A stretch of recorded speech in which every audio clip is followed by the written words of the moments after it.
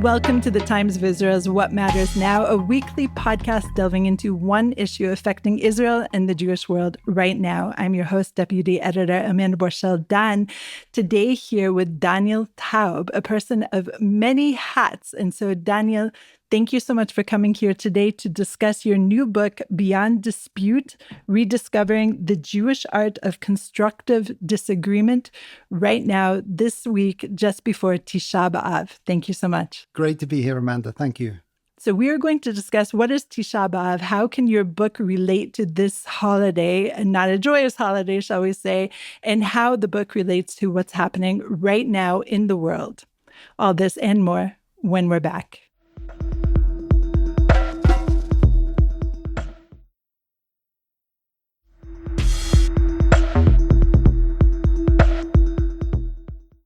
I'm Amanda Borschel-Dan, here with Daniel Taub, who is an Israeli diplomat and international lawyer and author, a screenwriter, as I understand it, a teacher, many, many different hats. But we're here today to discuss Beyond Dispute, Rediscovering the Jewish Art of Constructive Disagreement, a new book that's out, hitting the shelves, has hit the shelves, actually. And we're here to discuss it before Tisha B'Av. So, Daniel, just to begin with, you've done so many different things, but I want to just start with the aspect of Tisha B'Av. So tell our listeners, what is Tisha B'Av? So Tisha B'Av is, I think, quite clearly the saddest day in the Jewish calendar. It's a day that is associated with many tragedies in Jewish history. It's primarily associated with the destruction of the first and the second temple, but also over the years, many other tragedies have associated themselves with that. And in a way, it's almost like a crucible in which we contain a lot of the sadness of Jewish history, so that perhaps it won't spill over, and it allows us to function on all the other days of the year. Crucible is such a good word because it also falls at the heat of the summer. And I know for many people who observe this holiday, it's the hardest fast of the year as well. That's absolutely right. So one of the associations with this holiday is that the fall of the temples and much of the destruction to the Jewish people that we've had throughout the years that is pinned to this holiday is because of internal disagreement. Tell us a little bit about this. Certainly. So I think, first of all, we should probably just clarify the problem isn't so much a lack of agreement, which we'll see the rabbis actually welcomed. I think what they felt, it wasn't done in the right way. And the association that was made with the destruction of the temple is it came about because of what they called causeless hatred. But actually, the destruction of the temple that Tisha B'Av marks actually brought about a change in rabbinic thinking, quite a fundamental change, which actually welcomed argument. You know, the fact is, if the notion of truth before then had been something that came down on high through the temple or through the priests or through the prophets, now the rabbis realized that in order for Jews to survive, they needed to reinvent that notion of truth, and it became something that was collaborative. An argument became a tool through which we actually confine the truth. So I think that was a welcoming of the right kind of argument that's done with love. And just to tie it in with Tisha B'Av a little bit more, I mean, it's one of the things that's sort of surprising, a surprising sort of Jewish law is that you do not study Torah, which is really studying the arguments of the Talmud on Tisha B'Av. And the reason, the rabbis say, is because it will give you too much joy. And that notion that actually being in the right kind of argument, where you really feel that we're working together to nudge ourselves to a deeper understanding, is something that can actually give you a deep sense of satisfaction. So it's not argument for argument's sake, however. Most of these discussions that we're seeing in the Talmud, which came eventually after the Mishnah, which came eventually after the destruction of the Second Temple, and of course the rabbis had to move the seat of learning from Jerusalem, the argument is for a purpose. It's for what, would you say? So first of all, I think it's worth mentioning that, there were many different streams of Judaism at the time. And most of them died out. Today we don't know about, the Sadducees or the Essenes. If it wasn't for the Dead Sea Scrolls, we probably wouldn't even have heard of them. And they, as a general rule, were the ones that believed that they were the sons of light fighting against the sons of darkness. And it was sort of the rabbis who expressed themselves through the Mishnah and the Talmud that says, no, we are going to adopt a different, slightly more humble approach. We might hold part of the truth, but we don't have the whole of the truth. And to do that, we need to engage in a collaborative exercise. And the phrase that they used was argument for the sake of heaven. You asked what it's for.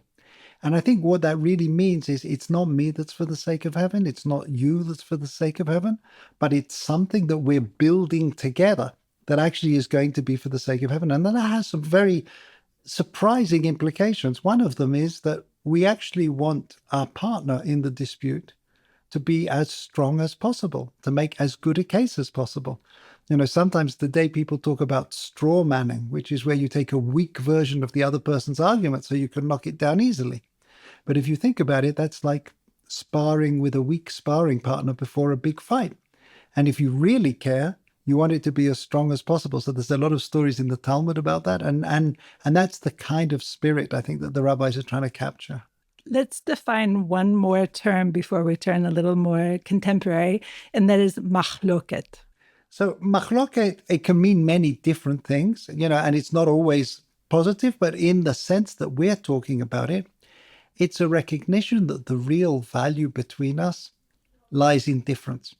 In the Talmud, there's an extraordinary blessing. We don't say it very often, but it's in the tractate of Brachot, where it says when you see a large group of people, you should thank God for making people who, just in the same way as their faces are all different, so are their opinions all different.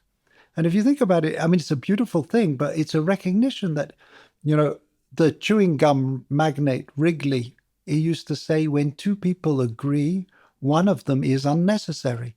And that is a very rabbinic sort of insight, because actually the difference is going to be, I heard a funny story about a rabbi in yeshiva who was troubled that his students were really obsessed with football, with soccer. So he said, I need you guys to take me to see a game. So his students took him to see a football game. And after watching for about half an hour, he turned to them and he says, I think I've got the solution. Give both sides a ball. And that really is capturing the fact is, if you take away that tension, then the value is gone. So and I think it's got another implication, which the rabbis were very aware of, which is, the truth is not within me, but we can't get to it without me. And what that really means is that, in a say, I and you are channels for the truth. And that means that a machloket, in this sense, it's not just an intellectual exercise, it's a moral exercise. And so we have to work on ourselves to try and clear the channels to be a receptacle, to be a pipe for truth. And that's why, for example, when you look in the Mishnah, and they have this long list of what are the qualities that we need for true Torah study, it sounds slightly odd because it's not just those intellectual qualities that you would see on an Ivy League CV of sort of rigorous analysis and precise language and so on, but it includes all these moral qualities like humility and joy and quoting your sources, maybe, which is one of the things that we don't do enough, to say, look, this is the set of influences that have shaped me. Maybe you can share the set of influences that have shaped you, and together we'll produce a picture that's a little broader.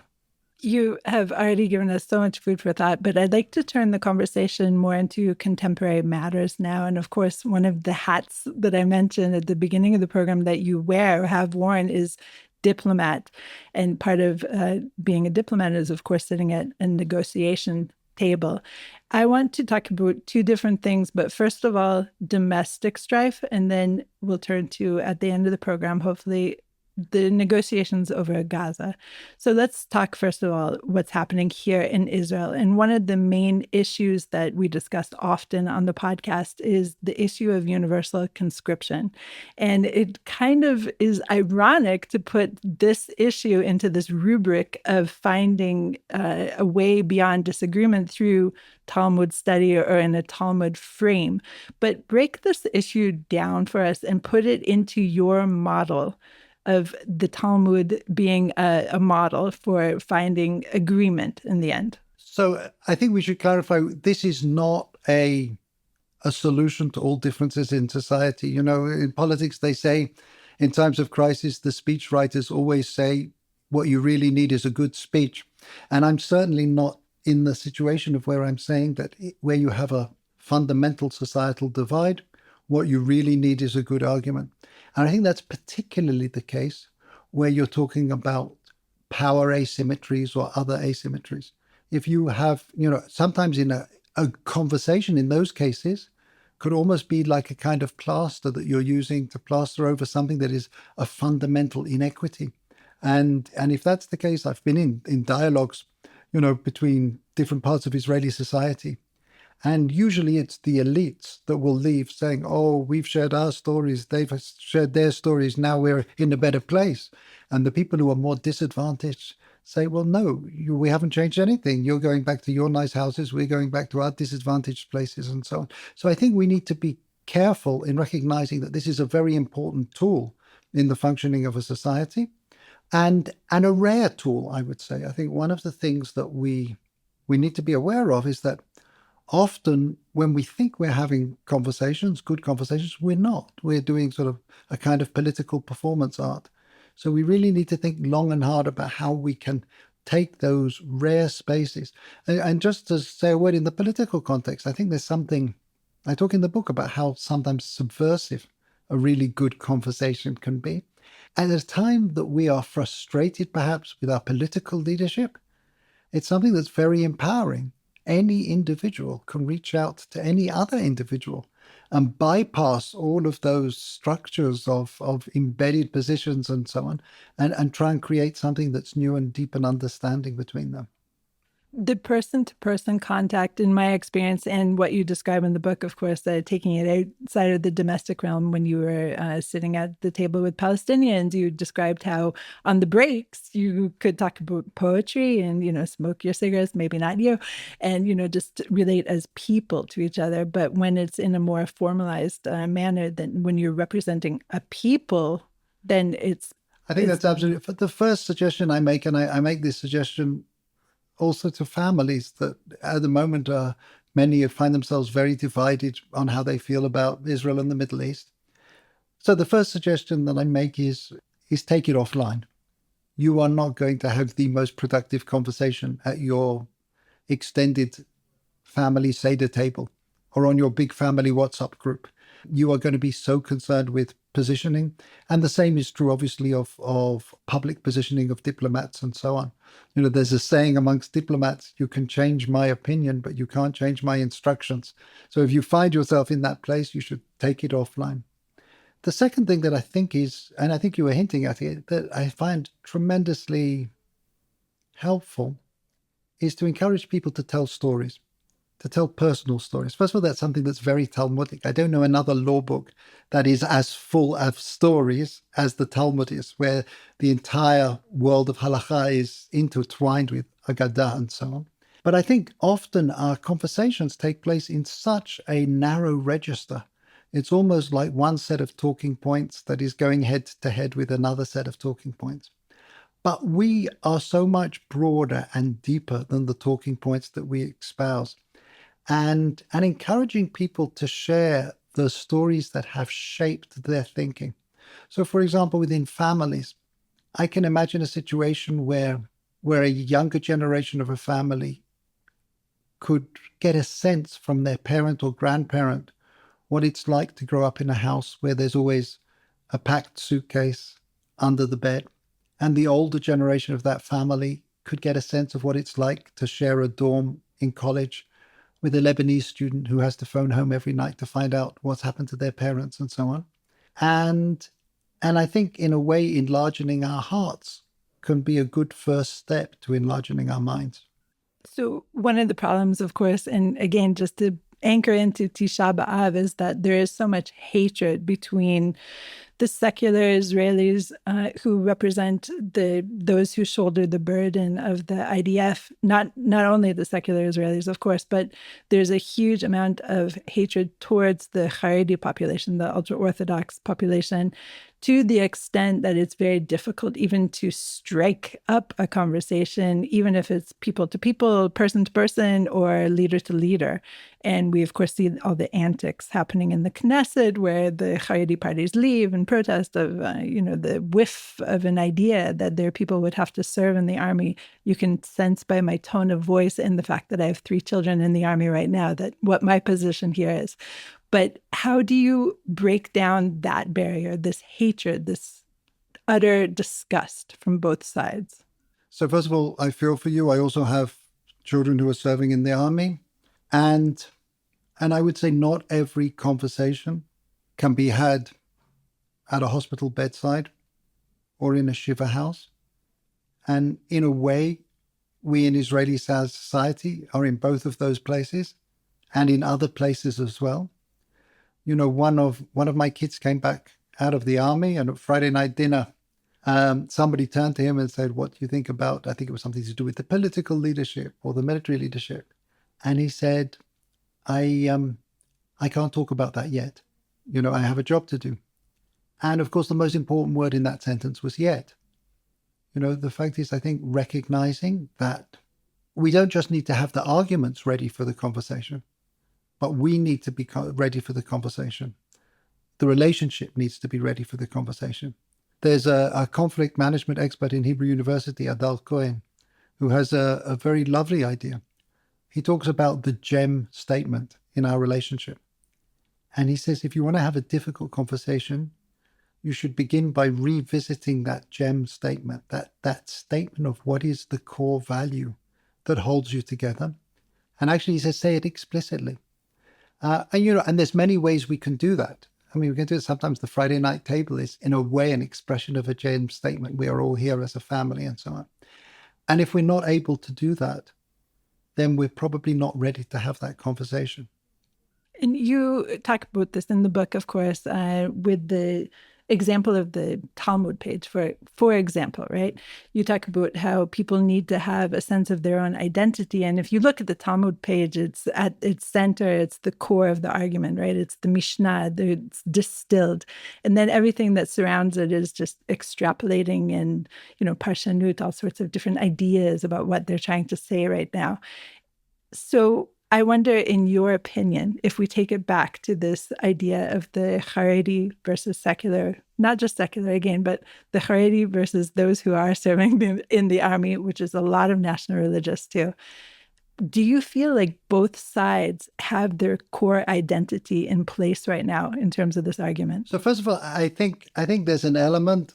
First of all, both Haredi society and Israeli serving society are not monolithic, and there are very different groups in them. But I think if you think about Haredi society and my understanding of it, and I've had an opportunity to work with a number of projects to try and help Haredi society get into employment and education and military service, I think there is something that resonates with a Talmudic idea, which is that almost paradoxically, you are more ready for an argument or a good argument if your identity is stronger. You actually need to strengthen. You need a more robust identity. Because if what happens is that your identity is dependent on a negation of something else, it doesn't really leave you the room for maneuver. And I think there is a danger that parts of society that define themselves in terms of antagonism to the other don't have that room for maneuver, and it becomes far too, and that means that you need a long process. You need a process of identity building. I mean, if I take it into the realm of the Palestinians, I was involved in quite a number of negotiations about the problem of incitement in Palestinian school textbooks and so on, and it's very ugly, and there are things there that are really shocking.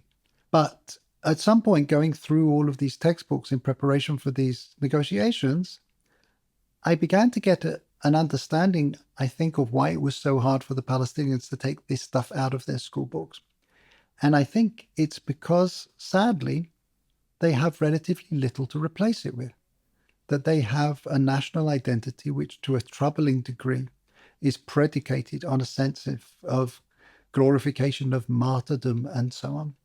And it made me realize that we actually have a positive interest in the development of a positive national identity, because only if there is some kind of yes there will you have the strength to say no to the more negative elements in our society.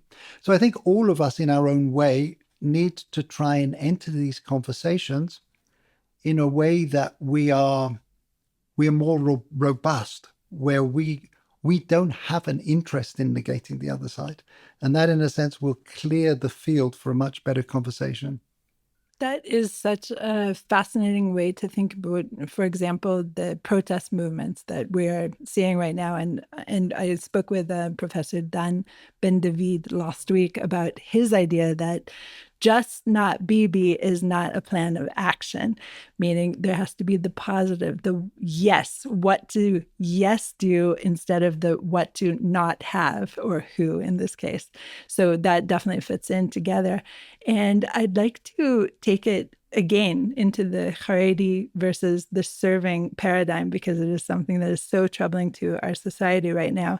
And the Haredi society definitely is well schooled in terms of what is expected of them and what they're meant to be doing and what they're meant to not be doing. But if you take the broader, more mainstream Israeli society, I have a sense, having several children myself, that in the school, at least, they're not getting that anchor of what it means to be Israeli, what it means to be a Jew. Are you seeing that yourself playing out in Israeli society? I think, again, one of the wonders and troubling aspects of Israeli society is that we have such different groups. In a way, what we have are different tribes of Israel who had very different diaspora experiences over 2,000 years, and in a way developed very different survival mechanisms. We had those who felt we need to be as tough as the Maccabees. We had those who feel we need to outshine intellectually and contribute to society. They had those who felt that, we need to build high walls and live in ghettos. And all of those in their own way were successful survival mechanisms for years in the diaspora. But now we find ourselves back in the same 4 cubits of the land of Israel. And we need to try and navigate between all of those different survival mechanisms. And it's a very challenging thing to do. I think one of the things that I draw strength from is that even when there are fundamental differences between us, we can find, if to put it in negotiation terms, we can find those moments where we are actually on the same side of the table. I quote in the book Van Jones, who used to be a Democratic politician. He's now a journalist in America. And he surprisingly, when he was a young politician, had a very good friendship with Newt Gingrich. I mean, it was one of those things. And he said, from him, I learned, he used to say to me, your 90% enemy can be your 10% friend. And they would find areas to cooperate on. And, I had a friend in Harvard who was, funnily enough, I mean, this sounds like name dropping, was a former president of Ecuador. His name was Jamal Morad. And he had actually led Ecuador to a peace treaty with Peru. And during their first round of negotiations, he'd consulted with Professor Roger Fisher, who was the leading negotiation theorist in Harvard. He said, what should I aim to achieve in that first negotiation? And he said just one thing. You should aim that in the following day, there should be a picture in the newspapers of you and Fujimori, the Peruvian prime minister, sitting not opposite each other, but on the same side of the table, looking at a map together, just to send out the message that this was a process of joint problem solving. And he showed me the picture that was in the newspaper the following day of the two of them sitting on the same side. And, there are so many things where we can cooperate. There are so many. The other thing, by the way, and forgive me for mentioning it to you, because I think the media has a significant role to play here, because it's not that we have so many points of light, but there are points of light and they don't always get the attention. So when I was involved in the negotiations, I was heading the Israeli side of a team that were called the Culture of Peace negotiations with the Palestinians. And when journalists would come to me and say, can you tell us what's going on in the negotiating room? And I would say, I'm sorry, that's off the record, but I can introduce you to extraordinary people on both sides who are reaching out to each other in quite incredible ways, bereaved families and so on. And the response that I got was, nobody wants to read about good Israelis and good Palestinians. So it might not always get the ratings, but I think trying to spend more of our time and energy and attention in those spaces would be a good place to start. Let's go to a short break.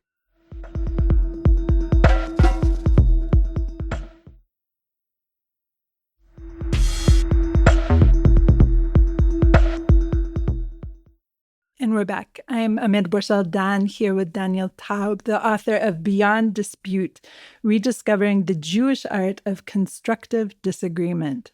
Daniel, let's turn to a wish of mine based on what you just said. I wish that our Israeli negotiators and our Palestinian Hamas negotiators will sit on the same side of the table and have some kind of map in front of them. But as the months drag on, it does not appear that we're going to have that Hollywood moment. What are you seeing and what could be done differently?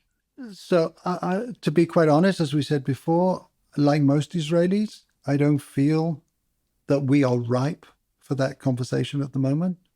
I don't think you can have a conversation when you are grieving, when you are still locked into October the 7th. I think that word yet, as I mentioned before, is very important. We need to remember this is going to be a critical conversation, but we have so much work to do to ensure that we are safe and secure and to protect the quality of our conversations internally. And here I do see some points of light. Firstly, I think that we can learn a lot from our remarkable younger generation, your kids and my kids. Sometimes, when they come back from the front, you see there's almost like a moment of confusion as they try and re-enter to Israeli society. And it's like, we've been in the tanks together. We've been in the foxholes together, right wing, left wing, religious, secular. What is going on in this society? Don't you get it? And I think also, by the way, amongst the Israelis, I see the beginning of something. I don't know if you've picked up on this. Israelis who don't know each other, who start a conversation, there's sometimes just a moment of hesitation as they start because they realize, I don't know if the person I'm speaking to maybe has a relative who is a hostage or was evacuated or has kids who may have been injured. And I think there is something almost holy in that moment of hesitation where we realize that their story is not my story and that we need to have a little bit more of an openness. So I think all of those things give us the beginnings of something to work with. But, we tend to think that having a good conversation is something that comes naturally. But the honest truth, and this is something that I try and talk about in the book, it requires a set of skills that don't come naturally. Even just listening isn't a skill that comes naturally. If you think of a good argument and think about whether you can do what every kid who studies Talmud can do, which is what's called in Aramaic to recite the Adversarial, the to and fro. Can you, after a good conversation, say, this is what I said, this is what they said, this is what I said, this is what and to try and capture all of the wisdom and the nuance? That's not, in the world that we live in, because of the frames that we're pushed in, we don't tend to develop those skills. So I actually think there's some room for improvement.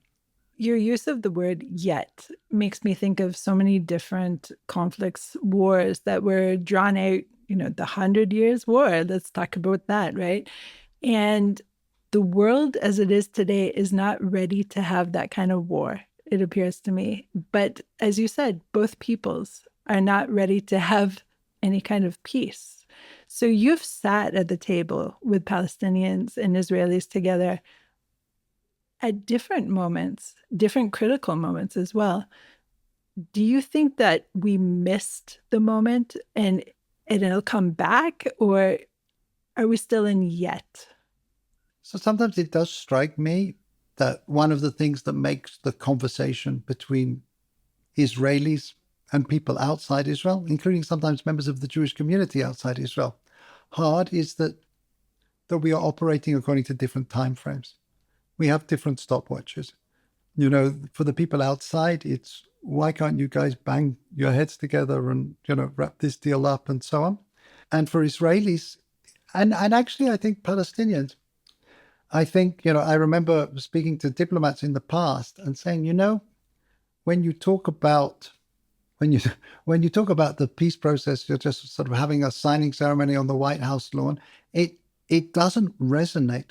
You know, with the one time I was heading to the negotiations when one of my younger kids saw me leaving the house early with my suitcase, and he said, "Abba, where are you going?" I said, "I'm going to the negotiations."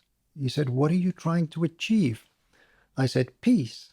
He said, "No, seriously." You know, he didn't buy into it.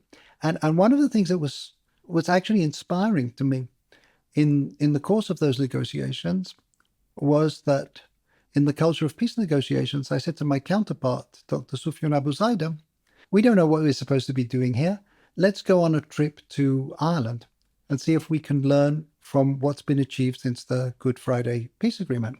And so we arranged the trip and we learned many things. But the thing that was most inspiring, certainly to me, I think to Sufyan as well, was to see how hard it was, not just to reach a peace agreement, but to keep that peace agreement alive. Because here we were all of these years afterwards, not a single peace wall in Belfast had come down. You had talented people who were holding it together with sticky tape. And it seemed real to us. You know, it didn't seem utopian. And it made us realize that what peace really isn't solving all of your problems. It's changing one set of problems for a different set of problems. They're just a much better set of problems. Right. If you look at our neighbors that we do have peace with, Jordan, Egypt, it's not like we're friends. I wouldn't say we are friends, perhaps occasionally friendly, but most of the time, not even that. But do you think we can even get to that in terms of what's happening right now with this open, gaping wound of October 7th? So, and there's clearly an awful lot of, I wouldn't even call it healing. There's some basic sense of security and confidence that we require. And obviously, you know, we have in recent years, you know, with the Abraham Accords, models of peace that actually warmer and, you know, seem to dig deeper. But it's interesting, you look at the peace between Israel and Egypt and the peace between Israel and Jordan. And as you say, neither of those are particularly warm peaces, but they're both of them extraordinary. I don't think anyone anticipated in the 70s with the peace with Egypt, in the 90s with the peace with Jordan, that they would weather storms like we have seen with the Arab Spring, with like the past 2 years and so on. And one of the things that I draw away from that, which is that maybe it's harder to reach peace than you would like, but maybe once you reach it, actually that peace is more resilient than you would think. So let's talk about Syria. You were involved in negotiations with Syria. They didn't come to fruition, obviously. And of course, it's a different regime altogether right now. But do you see any sense? I mean, all the international media was abuzz that there could be on the offing some kind of deal, even imminently. And then, of course, there was the Druze massacres and all sorts of problems. And Israel again flexed its muscles in southern Syria. So do you see that this moment could be ripe for another round of serious negotiations? We have seen over the last few months tectonic changes in the region that I think it would have been almost impossible to imagine. And I think at a time like this, as a kind of compass, we need to hold fast to a sense of what is the role that we would ultimately like to see ourselves playing in the region and what those relationships might look like. But we must also be careful that that compass doesn't mislead us, doesn't lead us through swamps and quicksand on the way. And our first and our most primary obligation as a tiny country in a hostile region is to make sure that we are secure, that we are fulfilling our responsibilities to our people, and we're doing it in a way that's in accordance with the values that we hold dear. So I don't think anything in our region is carved in stone. I think we are getting here and there glimmers of possibility, which actually, alongside all of the tragedy that we have at the moment, are something that we need to hold fast to. But again, just to clarify, my book is not about that. My book is probably more about how we have the internal conversations that we need to have to think about what is the people that we want to be. And are there, it's interesting. Over the last 2 years, I've heard so many people say, we need to rethink our assumptions, because so many things have been shaken up.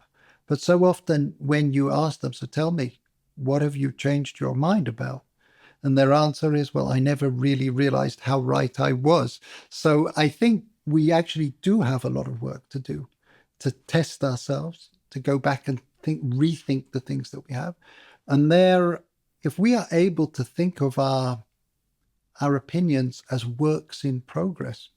And I think, by the way, apropos of what you were talking about before, some of those very difficult conversations, one of the things that's really helpful is to think about what would a collaborative learning conversation be like.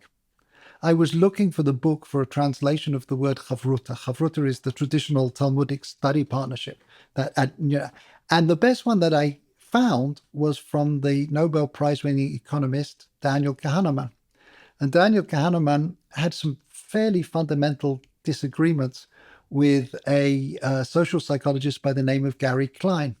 And they did something very impressive, which is they designed a series of experiments that they would do together to find out who was more right. And they called it adversarial collaboration.